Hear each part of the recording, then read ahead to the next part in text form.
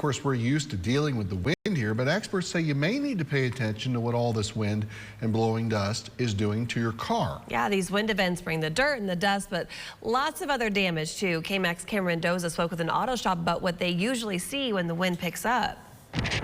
Yeah, Brian and Lauren, with 50 to 60 mile per hour winds, many things can happen to your car during those windstorms, but it's important to know what to watch out for, especially here in windy West Texas. We usually have somebody that comes in that underestimates the damage that a tumbleweed will do to their car if they hit it. Dan C. with Hub City Body Shop says tumbleweeds are just the start of damages that come with wind events. Do your best to avoid them, because we've had people, have $1,500, $2,000 worth of damage. They can knock out headlights, grills, break your bumper. They can do a lot of damage. A load of other external damages happening when the wind begins to pick up. The most common problem we see with the high winds is the doors get sprung on your car. So you'll open up the door, the wind will catch it, rip it out of your hand, and it'll overextend the door.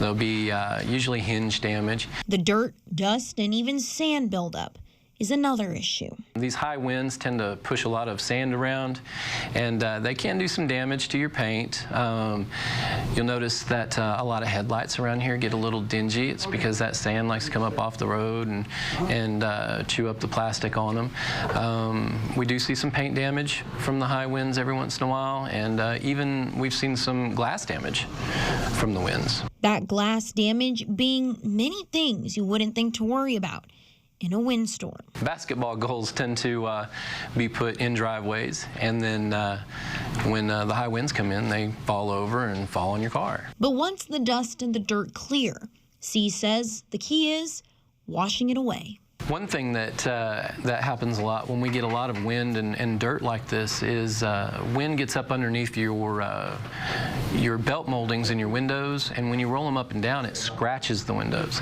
So it's always a good idea to get a good wash after an event like this. Get all that dirt and grime and sand out of there so it doesn't scratch your windows. And C says to try and park away from the direction the wind is blowing. Hopefully avoid hyperextending that door. Try to make sure everything around your house or near your driveway is secure or put away to avoid causing damage.